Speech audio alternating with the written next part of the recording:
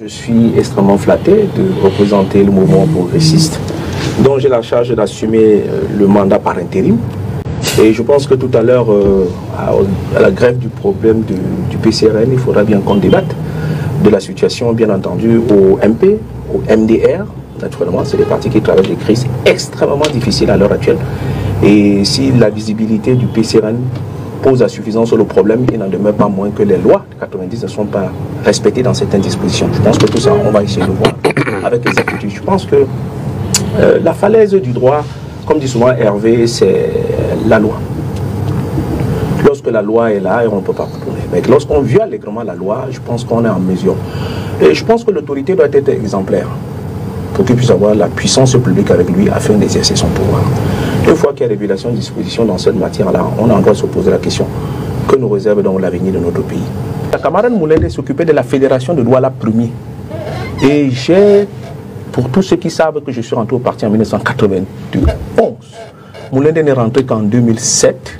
Je ne comprends pas trop bien comment, par quel mécanisme, par quelle alchimie, pour dire qu'il y a un grade plus élevé que le mien. Je n'arrive pas à comprendre. On parle à cette montée. Ouais, ben je ne sais pas.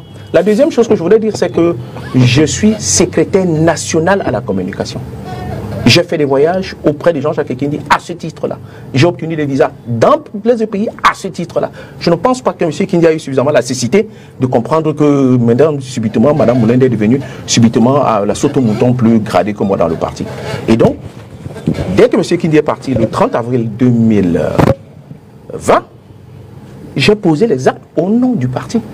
À aucun moment, ni M. Ekindi, ni Mme Moulende ne s'est offusqué de ces actes-là.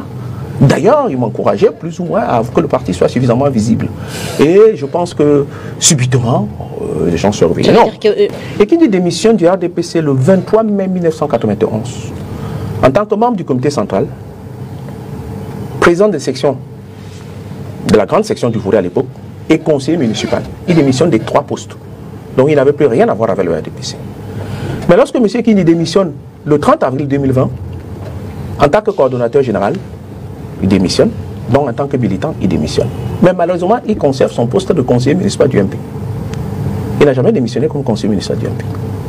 Donc ça m'a fait tiquer.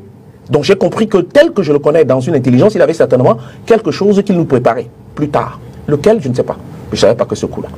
Et puis, de ces deux éléments-là, d'où vient-il que pendant 4 ans, on ne l'a pas vu?